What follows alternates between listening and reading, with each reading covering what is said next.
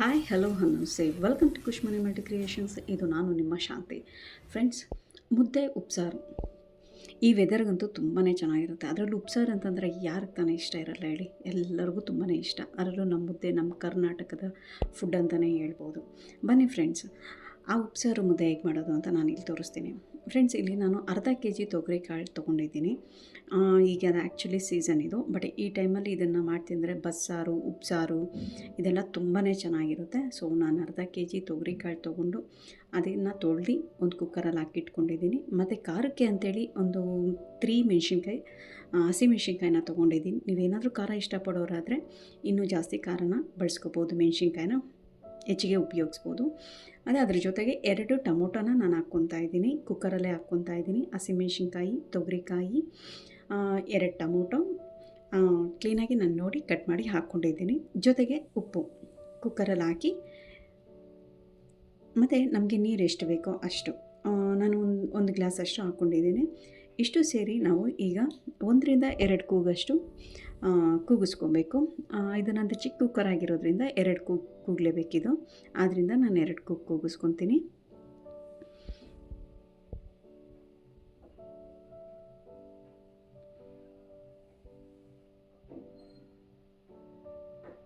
ಈಗ ಆಗಿದೆ ಫ್ರೆಂಡ್ಸ್, 2 ಕೂಗು ನಾನು ಕೂಗಿಸ್ಕೊಂಡಿದ್ದೀನಿ. ಅದು ಕಂಪ್ಲೀಟಾಗಿ ಸ್ವಲ್ಪ ತಣ್ಣಗಾದ್ಮೇಲೆ, ವಿಷಲ್ ತಣ್ಣಗಾದ್ಮೇಲೆ ನಾನು ಅದನ್ನು ತೆಗೆದು ಟೊಮೊಟೊ ಏನು ನಾವು ಬೇಯಿಸಿಟ್ಕೊಂಡಿದ್ವು ಕಾಳು ಜೊತೆ, ತೊಗರಿ ಕಾಳು ಜೊತೆ, ಟೊಮೊಟೊ, ಹಸಿಮೆಣ್ಸಿನ್ಕಾಯಿ ಇದನ್ನು ನಾನು ಜಾರಿಗೆ ಹಾಕ್ಕೊತಾ ಇದ್ದೀನಿ. ಜಾರಿಗೆ ಹಾಕ್ಕೊಂಡು ಅದು ಸ್ವಲ್ಪ ತಣ್ಣಗಾದ್ಮೇಲೆ ನಾವು ಮಿಕ್ಸಿಗೆ ಹಾಕ್ಕೋಬೇಕಾಗುತ್ತೆ. ಈಗ ನಾನು 2 ಟೊಮೊಟೊ ಇತ್ತಲ್ಲ ಏನು ಬೇಯಿಸಿಟ್ಕೊಂಡಿದ್ನೋ ಅದನ್ನು ಜಾರಿಗೆ ಹಾಕ್ಕೊಂಡಿದ್ದೀನಿ. ಜೊತೆಗೆ ಹಸಿಮೆಣ್ಸಿನ್ಕಾಯಿನೂ ಸಹ ಹಾಕ್ಕೊಂಡಿದ್ದೀನಿ. ಹಾಗೆಯೇ ನಾವು ಏನು ಕಾಳು ಬೇಯಿಸ್ಕೊಂಡಿದ್ವೋ ತೊಗರಿಕಾಯಿ ಅದನ್ನು ಸಹ ಒಂದು 2 ಸ್ಪೂನಷ್ಟು ಹಾಕ್ಕೊಳ್ಳಿ. ಆಗ ನಮಗೆ ಅದು ಟೇಸ್ಟು ಚೆನ್ನಾಗಿ ಬರುತ್ತೆ, ಮತ್ತು ಸ್ವಲ್ಪ ತಿಕ್ಕಾಗೂ ಬರುತ್ತೆ. ನಮಗೆ ಆ ಚಟ್ನಿ ಏನು ಉಪ್ಸಾರು ಖಾರ ಮಾಡಿರ್ತೀವಲ್ಲ ಆ ಖಾರದ್ದು. ಮತ್ತು ಇದ್ರ ಜೊತೆಗೆ 4ರಿಂದ 5 ಪೀಸಷ್ಟು ಬೆಳ್ಳುಳ್ಳಿ, ಸ್ವಲ್ಪ ಕೊತ್ತಂಬರಿ, ಒಂದು ಅರ್ಧ ಟೇಬಲ್ ಸ್ಪೂನಷ್ಟು ಜೀರಿಗೆ, ಒಂದು 5ರಿಂದ 6 ಮೆಣಸು ಹಾಕ್ಕೊಂಡಿದ್ದೀನಿ. ಮೆಣಸು ನೀವು ಇಷ್ಟಪಡ್ತೀನಿ ಅಂದರೆ ಹಾಕ್ಕೋಬೋದು.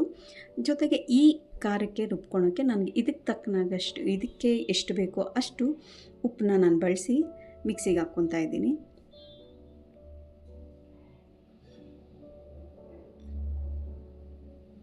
ಈಗ ನೋಡಿ ಆಗಿದೆ ಇದು. ನಾನು ಇದನ್ನು ಇಷ್ಟು ರುಬ್ಬಿಟ್ಕೊಂಡಿದ್ದೀನಿ. ತುಂಬಾ ಚೆನ್ನಾಗಿರುತ್ತೆ. ಇಲ್ಲಿ ನಾನು ಯಾವುದೇ ರೀತಿ ತೆಂಗಿನಕಾಯಿ ಹಾಕಿಲ್ಲ. ತೆಂಗಿನಕಾಯಿ ಹಾಕ್ಬಿಟ್ರೆ ಏನಾಗೋಗುತ್ತೆ, ಅದು ನಾವು ಬಸ್ಸಾರು ಮಾಡೋ ರೀತಿಯಲ್ಲಿ ಆಗೋಗ್ಬಿಡುತ್ತೆ. ಇದು ಉಪ್ಸಾರಲ್ವ, ಆದ್ದರಿಂದ ನಾನು ಇಲ್ಲಿ ತೆಂಗಿನಕಾಯಿ ಬಳಸಿಲ್ಲ ಮತ್ತು ಹುಣಸೆಹಣ್ಣು ಬಳಸಿಲ್ಲ. ಕ್ಲೀನಾಗೆ ಪೇಸ್ಟ್ ಆಗಿದೆ ಇದು. ಈಗ ಇದು ರೆಡಿ ಆಗಿದೆ. ಈಗ ನಾನು ಕಾಳು ಏನು ಬೇಯಿಸಿಟ್ಕೊಂಡಿದ್ನೋ ಆ ಕಾಳು ನೀರು ಸಪ್ರೇಟ್ ತೆಗೆದಿಟ್ಕೊಳ್ತಾ ಇದ್ದೀನಿ. ಈ ನೀರು ತುಂಬಾ ಇಂಪಾರ್ಟೆಂಟು. ಯಾಕಂತಂದರೆ ನಮಗೆ ಆ ಖಾರದ ಜೊತೆ ಮಿಕ್ಸ್ ಮಾಡ್ಕೊಂಡು ತಿನ್ನೋದಕ್ಕೆ ಈ ನೀರೇ ನಾವು ಬಳಸಬೇಕಾಗುತ್ತೆ. ಈ ನೀರು ಬಳಸೋದ್ರಿಂದನೇ ನಮಗೆ ಅದು ತುಂಬ ಟೇಸ್ಟ್ ಕೊಡುತ್ತೆ. ಸೊ ನಾನು ಈ ನೀರನ್ನ ಪೂರ್ತಿಯಾಗಿ ತೆಗ್ದು ಒಂದು ಬೌಲಲ್ಲಿ ಸಪ್ರೇಟಾಗಿ ತೆಗೆದಿಟ್ಕೊಂಡಿದ್ದೀನಿ. ಈಗ ನಾವು ಈ ಕಾಳನ್ನ ಒಗ್ಗರಣೆಗೆ ಹಾಕ್ಕೊಳ್ಳೋಣ. ಇಲ್ಲಿ ಸ್ವಲ್ಪ ಎಣ್ಣೆ ಹಾಕ್ಕೊಳ್ಳಿ, ಜಾಸ್ತಿ ಎಣ್ಣೆ ಹಾಕ್ಕೋಬೇಡಿ. ನಾವು ಯಾವುದೇ ಪಲ್ಯ ಮಾಡಬೇಕಾದ್ರೆ, ಈ ಬಸ್ಸಾರು ಉಪ್ಸಾರಿನ ಪಲ್ಯಗಳು ಮಾಡಬೇಕಾದ್ರೆ ಎಣ್ಣೆ ಸ್ವಲ್ಪ ಹಾಕ್ಕೊಂಡ್ರೆ ಚೆನ್ನಾಗಿರುತ್ತೆ.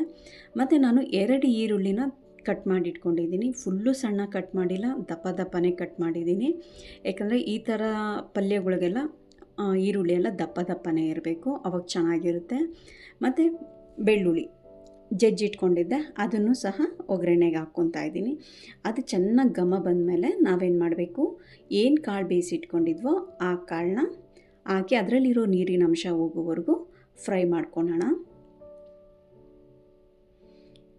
ಈಗ ನೋಡಿ ಫ್ರೆಂಡ್ಸ್, ಈಗ ಇದು ನಾನು ನೀರಿನ ಅಂಶ ಎಲ್ಲ ಹೋಗಿದೆ. ಸ್ವಲ್ಪ ಚಿಲ್ಲಿ ಪೌಡ್ರ್ ಹಾಕ್ಕೊಂಡಿದ್ದೀನಿ. ಸ್ವಲ್ಪ ತಿನ್ನೋದಕ್ಕೆ ಖಾರವಾಗಿದ್ದರೆ ಚೆನ್ನಾಗಿರುತ್ತಲ್ವ, ಆದ್ದರಿಂದ ಸ್ವಲ್ಪ ಲೈಟಾಗಿ ಒಂದು 1/4 ಟೇಬಲ್ ಸ್ಪೂನಷ್ಟು ಚಿಲ್ಲಿ ಪೌಡ್ರ್ ಹಾಕ್ಕೊಂಡಿದ್ದೀನಿ. ಇಲ್ಲ ಅಂತಂದರೆ ನೀವು ಸಾಂಬಾರು ಪೌಡ್ರ್ ಸಹ ಹಾಕ್ಕೋಬೋದು, ಅದು ಟೇಸ್ಟ್ ಕೊಡುತ್ತೆ. ಮತ್ತು ನಾನು ರುಚಿಗೆ ಅಂಥೇಳಿ ಸ್ವಲ್ಪ ತೆಂಗಿನ ತುರಿ ಮತ್ತು ಕೊತ್ತಂಬರಿ ಎರಡನ್ನೂ ತುರಿದಿಟ್ಕೊಂಡಿದ್ದೆ. ಅದನ್ನು ಸಹ ಇನ್ನೇನು ನಾವು ಕಾಳು ಇಳಿಸ್ತೀವಿ ಅನ್ನೋ ಮೂಮೆಂಟ್ ನೋಡಿಕೊಂಡು ಕೊತ್ತಂಬರಿ ತೆಂಗಿನಕಾಯಿ ಹಾಕಿ ಒಂದು ಸ್ವಲ್ಪ ಜಸ್ಟ್ ಫ್ರೈ ಮಾಡಿಕೊಂಡ್ರೆ ಸಾಕು. ತೊಗರಿಕಾಳಿನ ಪಲ್ಯ ರೆಡಿ. ನಾನು ಮುದ್ದೆ ಫಸ್ಟೇ ರೆಡಿ ಮಾಡಿ ಇಟ್ಕೊಂಡಿದ್ದೆ. ಸೊ ಅದನ್ನು ಈಗ ಪ್ಲೇಟಲ್ಲಿ ಸರ್ವ್ ಮಾಡ್ತಾಯಿದ್ದೀನಿ. ತುಂಬಾ ಚೆನ್ನಾಗಿರುತ್ತೆ. ಅದರಲ್ಲೂ ಈ ಚಳಿಗಾಲದಲ್ಲಂತೂ ಹೆಂಗಿರೋ ತೊಗರಿಕಾಯಿ ಸೀಸನ್ ಇದೆ, ಸೊ ಆರಾಮಾಗಿ ಮಾಡ್ಕೋಬೋದು. ಫ್ರೆಂಡ್ಸ್, ಈ ವಿಡಿಯೋ ಏನಾದರೂ ನಿಮ್ಗೆ ಇಷ್ಟ ಆಗಿದ್ರೆ ದಯವಿಟ್ಟು ಲೈಕ್ ಮಾಡಿ, ಶೇರ್ ಮಾಡಿ, ಕಮೆಂಟ್ಸ್ ಮಾಡಿ. ಈಗ ನಾನು ಏನು ಚಟ್ನಿ ಅದು ಖಾರ ರುಬ್ಬಿಟ್ಕೊಂಡಿದ್ನೋ ಅದನ್ನು ಪ್ಲೇಟಲ್ಲಿ ಹಾಕ್ಕೊತಾ ಇದ್ದೀನಿ. ನಿಮ್ಗೆ ಎಷ್ಟು ಬೇಕು ಅಂದರೆ ಅಷ್ಟು ಹಾಕ್ಕೊಳ್ಳಿ. ಹಾಗೆಯೇ ಇನ್ನೂ ನನ್ನ ಚಾನಲ್ಗೆ ಯಾರೆಲ್ಲ ಸಬ್ಸ್ಕ್ರೈಬ್ ಆಗಿಲ್ವೋ ದಯವಿಟ್ಟು ಸಬ್ಸ್ಕ್ರೈಬ್ ಆಗಿ, ಹಾಗೆ ಬೆಲ್ ಐಕಾನ್ ಪ್ರೆಸ್ ಮಾಡಿ. ಈಗ ನಾನು ಮುದ್ದೆಗೆ ನೀರು, ಅದು ಚಟ್ನಿಗೆ ಎಷ್ಟು ನೀರು ಬೇಕೋ ಅಷ್ಟು ನೀರನ್ನ ಹಾಕ್ಕೊಂಡಿದ್ದೀನಿ. ಇದ್ರ ಜೊತೆಗೆ ನಿಂಬೆಹಣ್ಣು ಏನಾದರೂ ಇದ್ದರೆ ದಯವಿಟ್ಟು ಒಂದೆರಡು ಡ್ರಾಪ್ ನಿಂಬೆಹಣ್ಣನ್ನ ಹಿಂಡ್ಕೊಳ್ಳಿ.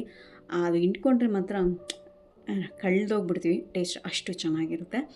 ಇದನ್ನು ಆಲ್ಮೋಸ್ಟ್ ನಮ್ಮ ಕರ್ನಾಟಕದಲ್ಲಿರೋ ಎಲ್ಲರಿಗೂ ಗೊತ್ತಿರುತ್ತೆ. ಉಪ್ಸಾರು, ಮುದ್ದೆ, ಇದರ ಟೇಸ್ಟು ಸಹ ನಿಮಗೆ ಗೊತ್ತಿರುತ್ತೆ ಅನ್ಕೊತೀನಿ. ಇದನ್ನು ಜಸ್ಟ್ ಟ್ರೈ ಮಾಡಿ ಮತ್ತು ಹೇಗಿತ್ತು ಅಂತೇಳಿ ಕಮೆಂಟ್ಸ್ ಮುಖಾಂತರ ತಿಳಿಸಿ friends. Thank you friends, thanks for watching.